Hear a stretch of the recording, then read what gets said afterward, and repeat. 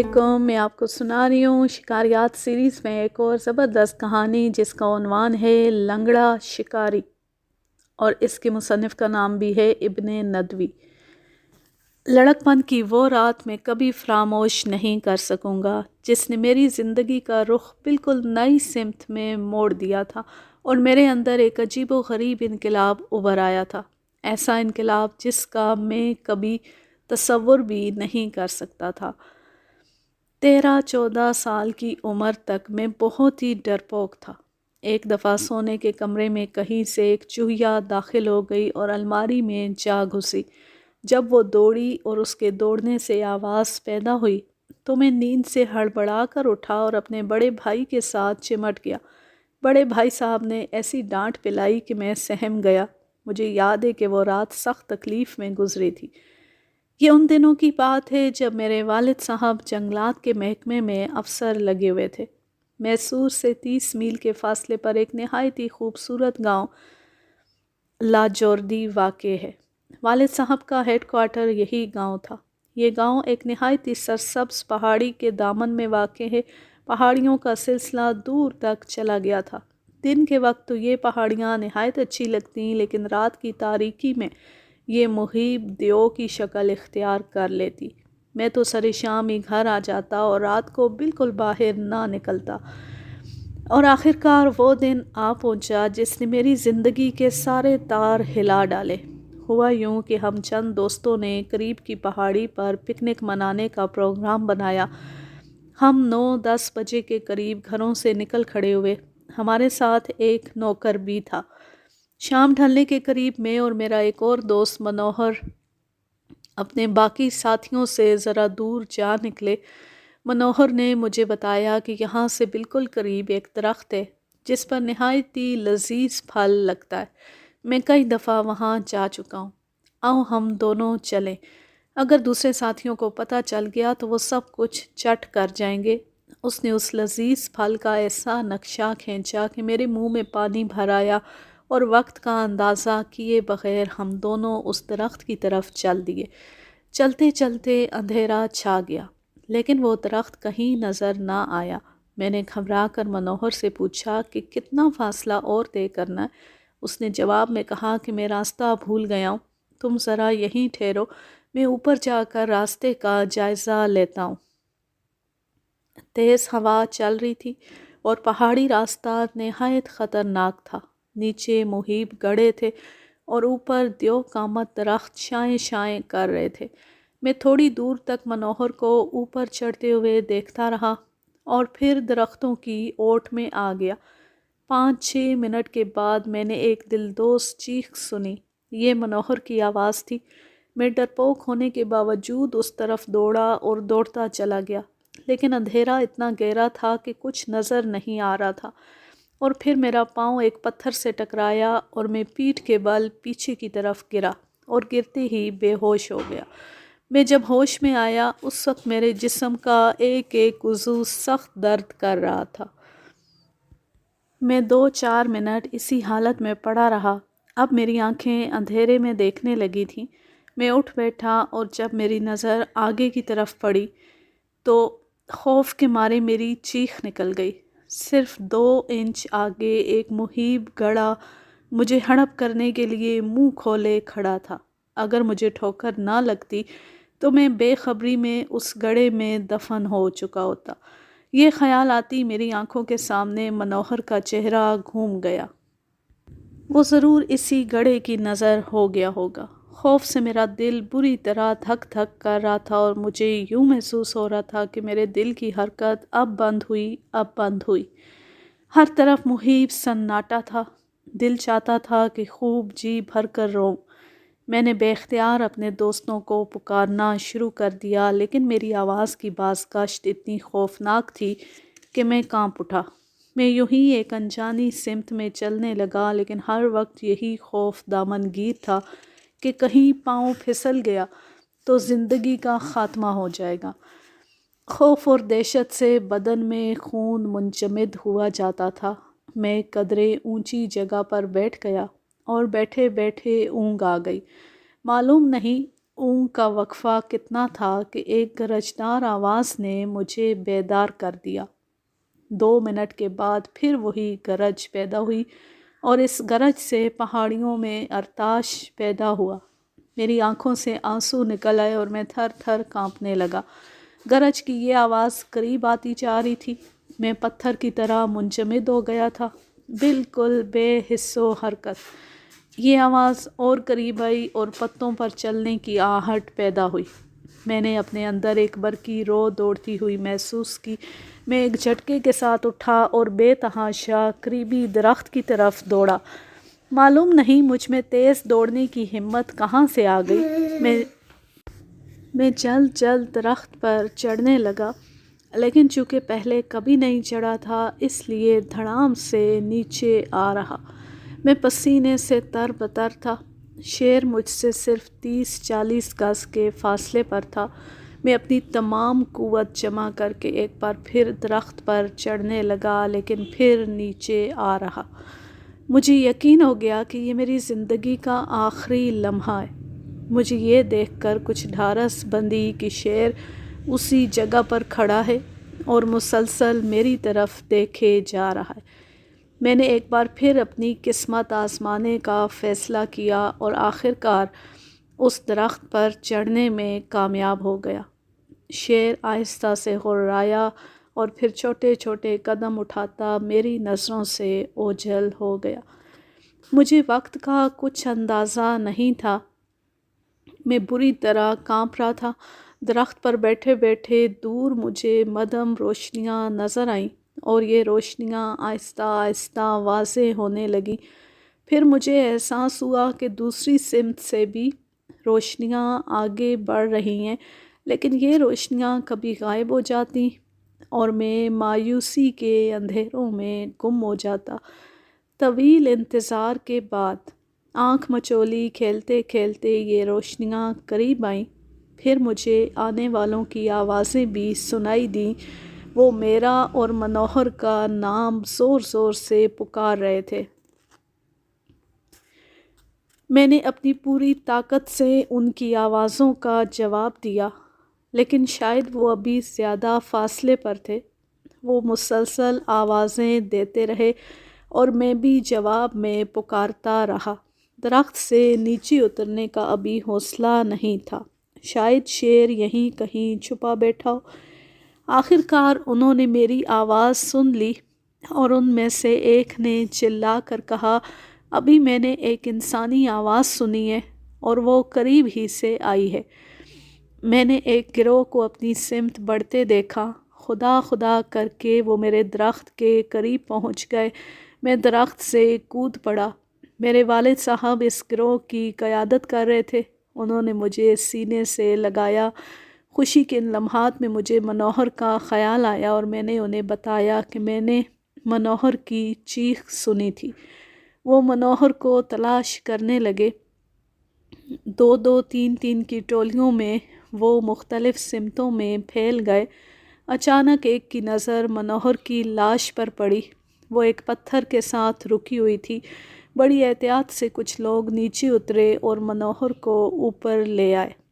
وہ مردہ نظر آتا تھا، لیکن ابھی اس کی نبض بہت آہستہ آہستہ حرکت کر رہی تھی۔ اس کے سر سے خون بہہ رہا تھا۔ فرسٹ ایڈ کا کچھ سامان موجود تھا۔ اس کے سر پر پٹی باندھی گئی اور ہم اسے گاؤں کی طرف لے کر چلے۔ گاؤں پہنچ کر والد صاحب سب سے پہلے منوہر کو گاڑی پر ڈال کر میسور لے گئے۔ اسے ہسپتال میں داخل کرایا۔ ڈاکٹروں نے حالات دیکھ کر مایوسی کا اظہار کیا، لیکن ایک ڈاکٹر نے اس میں زندگی کے آثار دیکھ کر اس پر خاص توجہ دی۔ 6 مہینے کے بعد منوہر تندرست ہو کر گھر آ گیا۔ جب تک منوہر ہسپتال میں رہا اس وقت تک میری زندگی معمول پر رہی۔ اس کے صحتیاب ہو جانے کے بعد میں نے پرسے نکالنے شروع کیے۔ میں ایک دفعہ موت کو اپنی آنکھوں سے دیکھ چکا تھا، اس لیے اب خوف بالکل کافور ہو گیا تھا۔ میں نے اب بندوق چلانی بھی سیکھ لی تھی۔ بڑے بھائی یورپ چلے گئے تھے۔ والد صاحب زیادہ تر دوروں پر رہتے تھے۔ میں کالج کے بعد زیادہ وقت شکار میں گزارتا۔ پھر والد صاحب کا تبادلہ وسطی ہند میں ہو گیا اور میں وہاں کے جنگلات میں خوب گھوما پھرا۔ کئی بار شیروں، چیتوں اور ہاتھیوں سے مقابلہ ہوا۔ ہر دفعہ میں نے انہیں مار گرایا۔ اب میں بھی جنگلات کے محکمے میں ملازم ہو گیا تھا۔ 4-5 سال ہندوستان کے مختلف حصوں میں کام کرتا رہا، اور اسے اتفاق کہیے کہ میں اسی گاؤں میں تعینات ہوا جہاں میری زندگی میں نہایت ہی خوشگوار انقلاب آیا تھا۔ لیکن یہ کیا پتہ تھا کہ تقدیر نے میرے لیے ایک اور معرکہ سر کرنا لکھا ہے، مگر یہ معرکہ حسرتوں کا رستہ ہوا ناسور بن گیا۔ میں اس گاؤں کے ریسٹ ہاؤس میں آ کر ٹھہرا تھا۔ ریسٹ ہاؤس کا چوکیدار راجو بہت ہی محنتی اور وفادار ملازم تھا۔ اس کی بیوی ایک مدت ہوئی مر چکی تھی اور اب وہ اپنے اکلوتے لڑکے کے ساتھ زندگی کے دن کاٹ رہا تھا۔ اس نے میری اتنی خدمت کی کہ میرے دل میں اس کے لیے بے حد احترام پیدا ہو گیا۔ وہ ریسٹ ہاؤس کے بالکل ساتھ ہی رہتا تھا۔ ایک رات، بھیانک اور ڈراؤنی رات، وہ میرے پاس دوڑا ہوا آیا اور دھم سے میرے قدموں میں گر پڑا۔ اس کی حالت قابل رحم تھی۔ وہ تڑپ رہا تھا اور گڑ گڑا کر التجا کر رہا تھا کہ میں اس کے اکلوتے بیٹے کو خونخوار چیتے کے چنگل سے چھڑا لاؤں۔ باہر گھپ اندھیرا تھا اور چھاجوں می برس رہا تھا۔ راجو کی آنکھوں میں بھی جھڑی لگی ہوئی تھی۔ میں اس کی اس حالت کو دیکھ کر اضطراب کے شعلوں پر لوٹنے لگا۔ میں ایک لمحہ ضائع کیے بغیر شیر کی تلاش میں نکل جانا چاہتا تھا، لیکن بارش دیوار بن کر حائل ہو رہی تھی۔ میں نے راجو کو زمین پر سے اٹھایا، اسے دلاسا دیا اور اس سے اس حادثے کی تفصیلات پوچھنے لگا۔ اس نے سسکیاں لیتے ہوئے بتایا کہ مسلسل بارش کی وجہ سے میرا کمرہ ٹپکنے لگا تھا۔ پہلے تو میں نے اس بات کی کوشش کی کہ اسی کمرے کے ایک کونے میں پناہ مل جائے، لیکن کمرہ بہت زیادہ ٹپکنے لگا۔ میں اور میرا لڑکا ریسٹ ہاؤس میں رات گزارنے کے لیے دوڑے۔ میں آگے آگے تھا اور رامو پیچھے پیچھے۔ مجھے کیا پتا تھا کہ مصیبت آنے والی ہے، ورنہ میں… اس نے صرف اتنا کہا اور پھر پھوٹ پھوٹ کر رونے لگا۔ اس نے آنسوؤں میں بھی اپنی بپتا جاری رکھتے ہوئے کہا، ابھی ہم چند قدم ہی دوڑے تھے کہ رامو کی چیخ بلند ہوئی۔ میں نے پلٹ کر دیکھا، خونخوار چیتا میرے لختے جگر کو منہ میں دبوچے لیے جا رہا تھا۔ راجو بار بار کہہ رہا تھا کہ ہر طرف پانی ہی پانی ہے، چیتا دور نہیں گیا ہوگا اور جب تک اسے پناہ گاہ نہیں ملے گی وہ اپنا شکار نہیں کھائے گا۔ اسے امید تھی کہ اگر چیتے کا پیچھا کیا جائے تو رامو کی جان بچائی جا سکتی ہے۔ مجھ سے اس کی بے چینی دیکھی نہ گئی۔ میں نے اشاریہ 3 کی رائفل اٹھائی اور برساتی پہن کر ٹارچ کی روشنی میں راجو کے ساتھ ہو لیا۔ ہم ابھی چند قدم ہی چلے ہوں گے کہ بجلی کوندی اور پھر دہشت ناک کڑک کے ساتھ ایک اونچی چٹان پر گری۔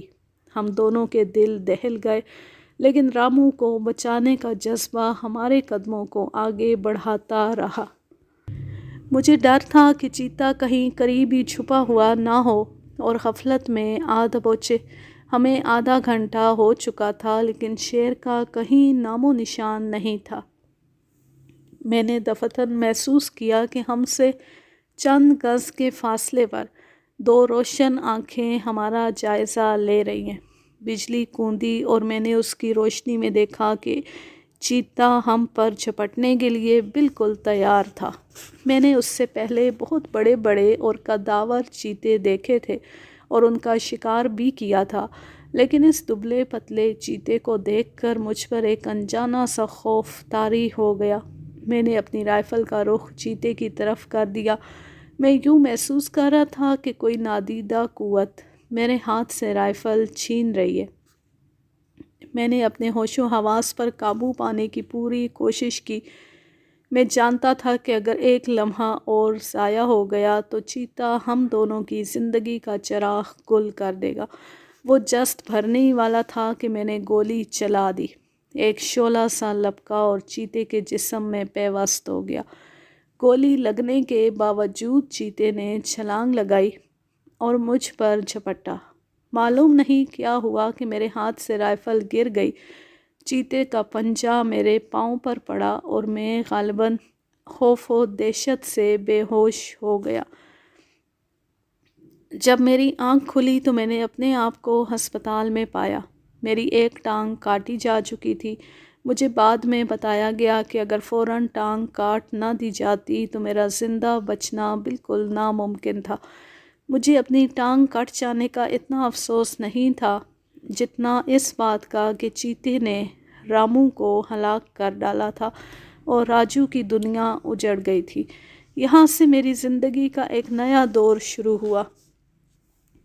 ٹانگ کٹ جانے کی وجہ سے مجھے ملازمت سے جواب دے دیا گیا۔ والد صاحب پہلے ہی انتقال کر چکے تھے اور بڑے بھیا یورپ سے واپس آنے کا نام نہیں لیتے تھے۔ اب میں 2 بچوں کا باپ تھا۔ زندگی گزارنے کے لیے بہرحال کچھ نہ کچھ کرنے کی ضرورت تھی۔ ویسے بھی میری مہم پسند طبیعت ہاتھ پاؤں توڑ کر بیٹھنے کے حق میں نہیں تھی۔ میں جلد ہی لنکا کے باغات کا ٹھیکہ لینے میں کامیاب ہو گیا۔ رہائش کے لیے میں نے جنوبی ہند کے ایک نہایتی سرسبز و شاداب جگہ کو منتخب کیا۔ نیلگوں پہاڑوں کے عین دامن میں ماہوالہ گاؤں آباد تھا۔ یہ گاؤں اپنی خوشگوار آب و ہوا اور فطرت کے حسین مناظر کے لیے دور دور تک مشہور تھا۔ میں نے اس گاؤں کے قریب ایک نہایت خوبصورت ہوٹل بنا لیا۔ ہوٹل کیا تھا، بانسوں، چٹائیوں اور کھپرے کی ایک کٹیا تھی جسے سلیقے سے آراستہ کر لیا گیا تھا۔ اس ہوٹل میں صرف شکاری ٹھہرتے تھے کیونکہ میں نے انہیں شکار کرنے کے لیے تمام سہولتیں مہیا کی ہوئی تھیں۔ یہ ننھا سا ہوٹل ایک ایسے گھنے جنگل میں تھا جو شیروں، چیتوں، ہاتھیوں اور ارنا بھینسوں کی آماج گاہ تھا۔ ہوٹل کی حفاظت کے لیے میں نے فولادی تختوں کی باڑ لگا کر چاروں طرف 1 فٹ کے فاصلے پر مضبوط اور تناور درخت لگا دیے تھے۔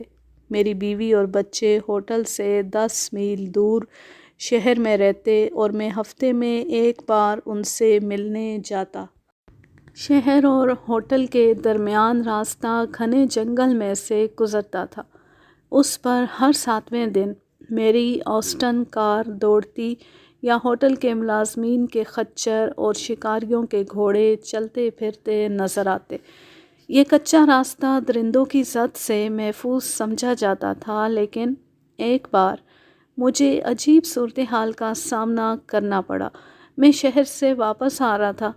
ابھی نصف فاصلہ ہی طے ہوا تھا کہ میری چھٹی حس بیدار ہوئی اور میں نے غیر شعوری طور پر کار کو روک لیا۔ مجھے کسی درندے کی موجودگی کا احساس ہو رہا تھا۔ میں نے چاروں طرف فضا کو سونگھا۔ مجھے ہاتھی کی بو محسوس ہوئی۔ میرے پاس بندوق بھی نہیں تھی۔ میں کار سے نکل کر ایک اونچے درخت کی طرف دوڑا۔ میری ایلومینیم کی ٹانگ اوپر چڑھنے میں حائل ہو رہی تھی۔ ادھر یہ عالم تھا کہ ایک جنگلی ہاتھی مستی میں جھومتا چلا آ رہا تھا۔ جوں جوں وہ آگے بڑھ رہا تھا میرے اوزان خطا ہو رہے تھے۔ درخت کافی اونچا تھا، مجھے چڑھنے میں کافی دقت پیش آئی۔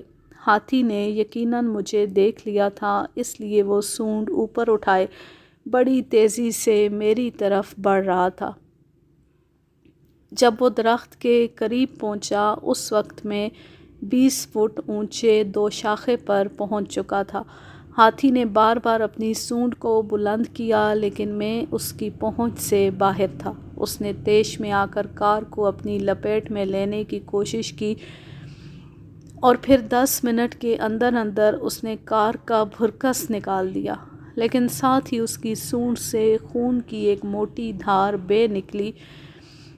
شیشے کے ریزے اس کی سونڈ میں کھب گئے تھے۔ جب خون بہت بڑی مقدار میں بہہ چکا تو وہ درختوں کو چیرتا پھاڑتا جنگل میں غائب ہو گیا۔ میں بہت دیر تک درخت پر بیٹھا رہا اور جب اطمینان ہو گیا کہ اب ہاتھی بہت دور جا چکا ہے تو پھر درخت سے اتر کر پیدل ہوٹل پہنچا۔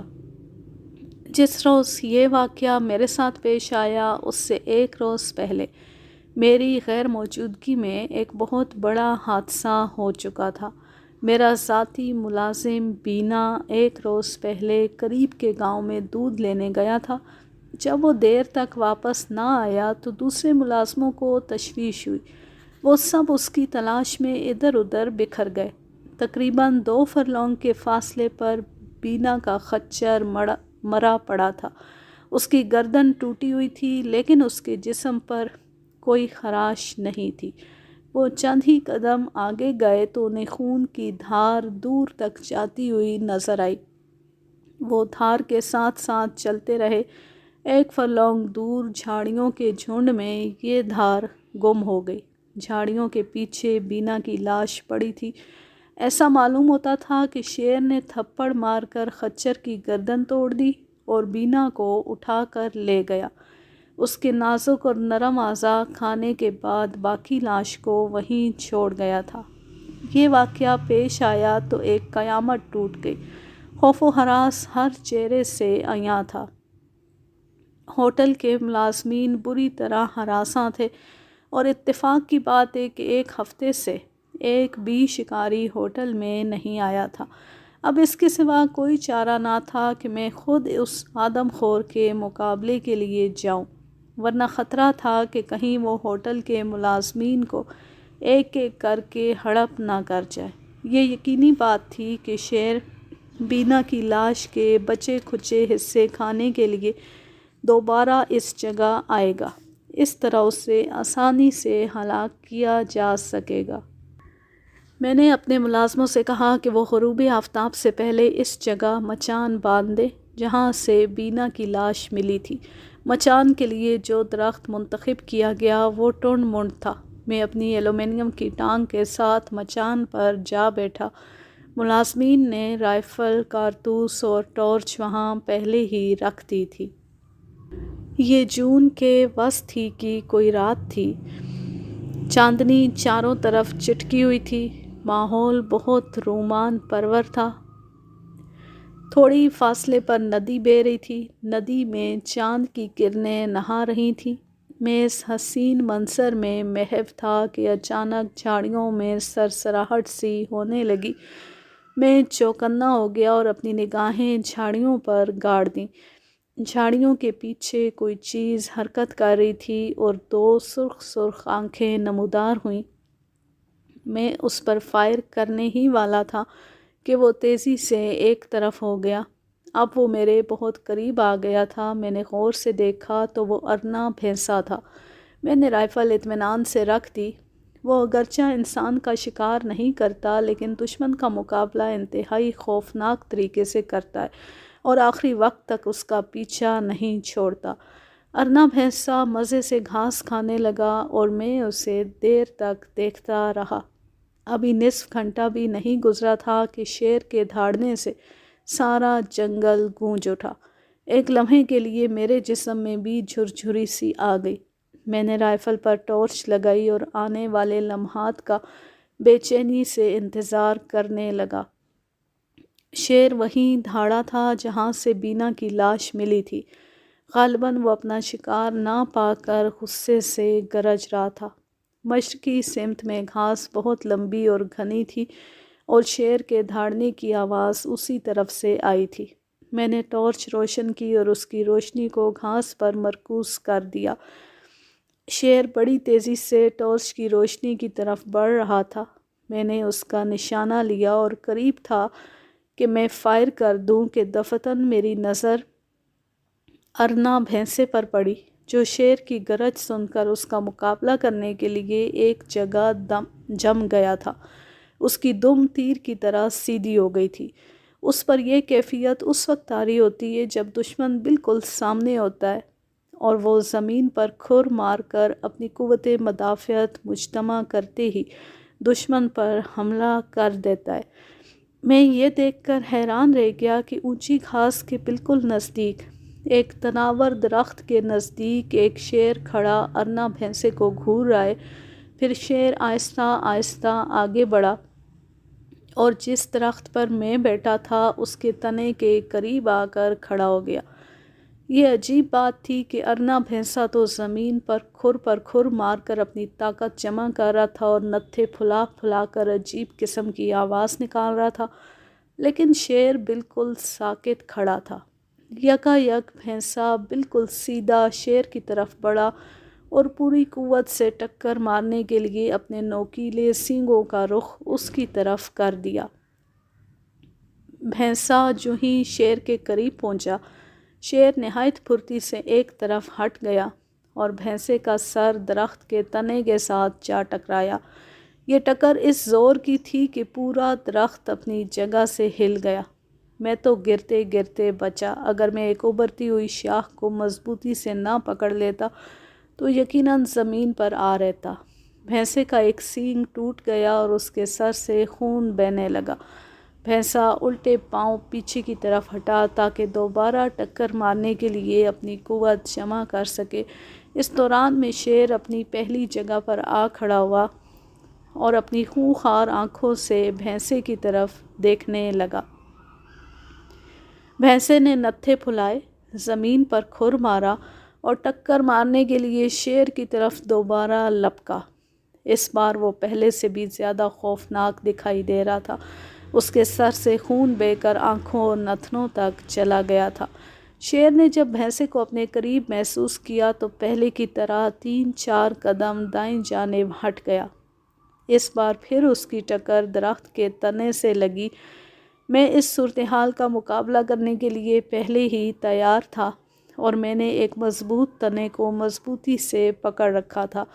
بھینسے کے سر میں بہت بڑا شگاف پڑ جانے کے باعث خون کی موٹی دھار بہنے لگی۔ شیر نے جب دیکھا کہ بھینسا لہو لہان ہو چکا ہے اور اس میں پہلے سی قوت نہیں رہی تو اس نے یکدم جست بھری اور اس کی گردن پر سوار ہو کر دانت گاڑ دیے۔ بھینسا اچھلنے کودنے لگا، لیکن شیر کی گرفت اتنی مضبوط تھی کہ زخمی بھینسے کی ایک نہ چلی۔ اس سے پہلے کہ میں فائر کرتا، بھینسا شیر سمیت گھنے جنگل میں غائب ہو گیا۔ میں جلد سے جلد اس آدم خور کو ہلاک کر دینا چاہتا تھا۔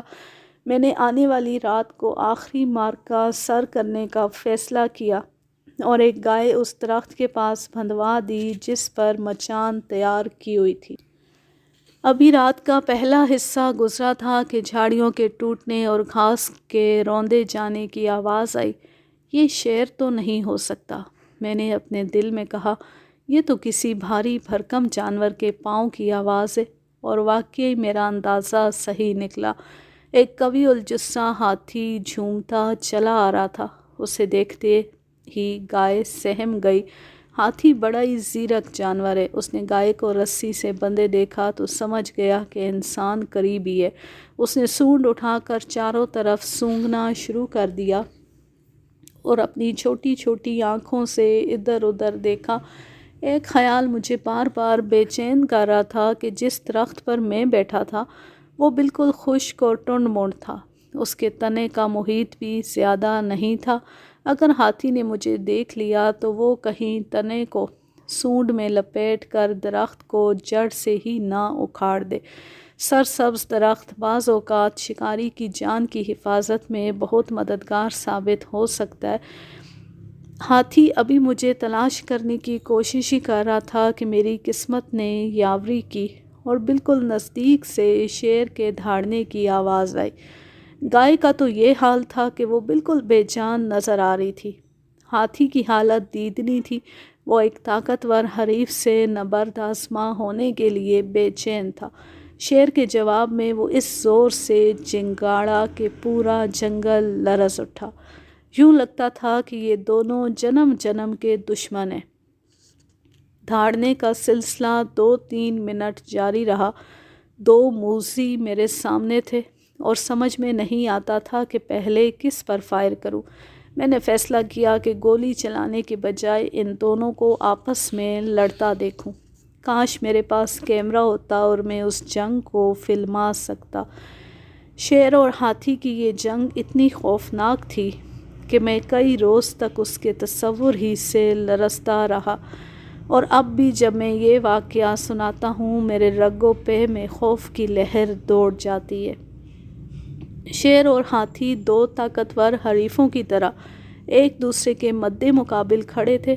ان کے درمیان 30 گز کا فاصلہ تھا۔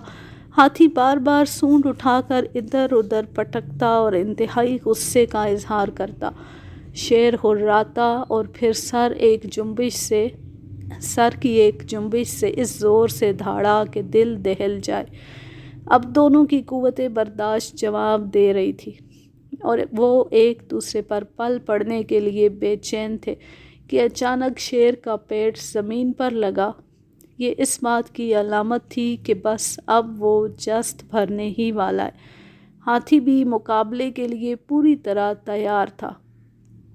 جو ہی شیر نے چھلانگ لگائی اور اس کی سونڈ کو جبڑے میں دبانے کی کوشش کی، وہ سونڈ کو پوری طاقت سے اوپر کی طرف لے گیا اور اس زور سے شیر کے منہ پر دے ماری کہ وہ لڑکھڑا کر دور جا گرا۔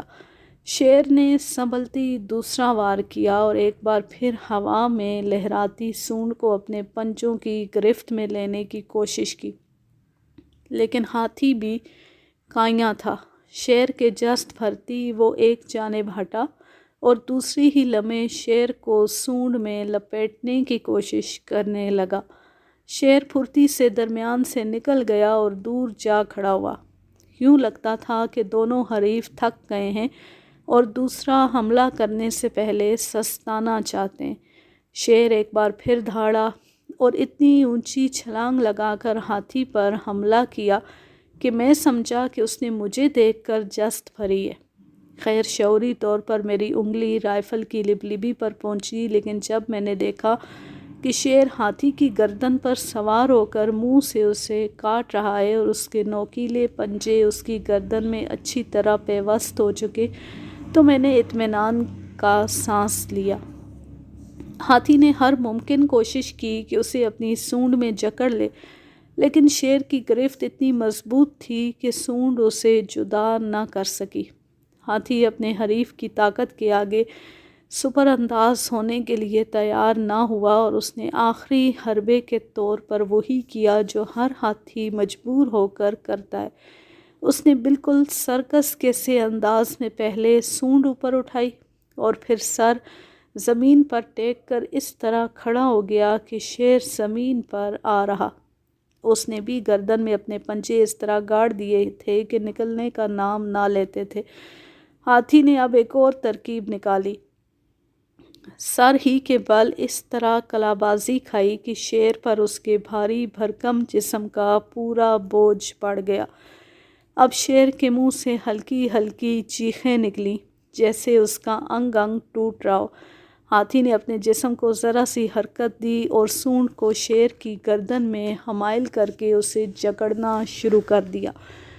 شیر نے بھی پنجوں سے اس گرفت کو ڈھیلا کرنے کی کوشش کی، لیکن اس کی ایک نہ چلی۔ ہاتھی آہستہ آہستہ اٹھنے لگا۔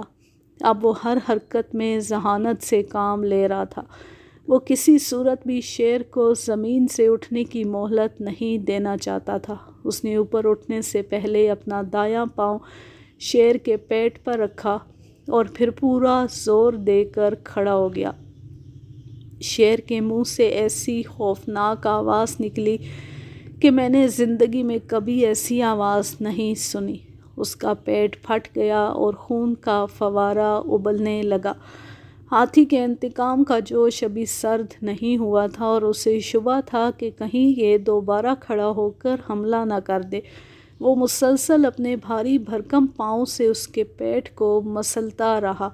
جب اسے یقین ہو گیا کہ حریف مات کھا گیا ہے اور اب وہ کبھی حرکت نہیں کر سکے گا، تو اس نے مردہ شیر کی گردن سے سونڈ کی گرفت ڈھیلی کر دی۔ ایک دو بار سونڈ سے شیر کو ادھر ادھر پلٹا۔ غالباً وہ اندازہ لگانا چاہتا تھا کہ کہیں اسے دھوکہ تو نہیں دیا جا رہا، اور جب اسے یقین ہو گیا کہ اس نے اپنے مد مقابل کو پوری طرح پچھاڑ دیا ہے، تو جشن مسرت کے طور پر اپنی سونڈ میں اس کا خون بھر بھر کر اپنے جسم پر پھینکنے لگا۔ یہ پہلا موقع تھا کہ میں نے کسی جانور کو جوش انتقام میں دشمن کے خون سے نہاتے ہوئے دیکھا۔ اس نے ایک بار پھر مردہ شیر پر حقارت بھری نظر ڈالی اور جنگل کے بادشاہ کو دوبارہ اپنے پاؤں تلے روندنا شروع کر دیا۔ میں جس آدم خور کا شکار کرنے آیا تھا وہ شکار ہو چکا تھا۔ اب میرے سامنے خوفناک اور آتش انتقام سے بپھرا ہوا ہاتھی تھا۔ ایک خیال بار بار میرے ذہن میں سرایت کر رہا تھا کہ ہاتھی شیر سے مقابلے کے بعد گائے کو سنسان جنگل میں باندھنے والے کی تلاش کا خیال بھولا نہیں ہوگا۔ میں نے رائفل کو مضبوطی سے پکڑا اور ہاتھی کی کنپٹی کا نشانہ باندھ کر لبلبی دبانے ہی لگا تھا کہ قانون کی بندش نے میرا ہاتھ روک لیا۔ میرے پاس ہاتھی شکار کرنے کا لائسنس نہیں تھا۔ اس سارے علاقے میں ہاتھی مارنا جرم ہے۔ لائسنس لے کر انہیں صرف زندہ گرفتار کیا جا سکتا ہے تاکہ یہ باربرداری کے کام میں لائے جا سکیں۔ میری نگاہیں چاندنی رات میں ہاتھی کی حرکات و سکنات کا جائزہ لے رہی تھی۔ ہاتھی اپنی فتح کی خوشی میں مست تھا۔ وہ کبھی مردہ شیر کے گرد چکر لگاتا، کبھی پاؤں سے اس کے جسم کو رگیدتا اور کبھی بچے کھچے خون کو اپنی سونڈ میں بھر کر اپنے جسم پر بکھیرتا۔ وہ 1 گھنٹے تک یہی حرکتیں کرتا رہا اور پھر ایک خوفناک چیخ کے بعد جنگل میں چلا گیا۔ یہ زبردست کہانی اپنے اختتام کو پہنچی۔ اب میں لیتی ہوں آپ سے اجازت۔ چاہ رہیں خوش رہیں، شاد و آباد رہیں، ہنستے مسکراتے رہیں۔ اللہ حافظ، اللہ نگہبان۔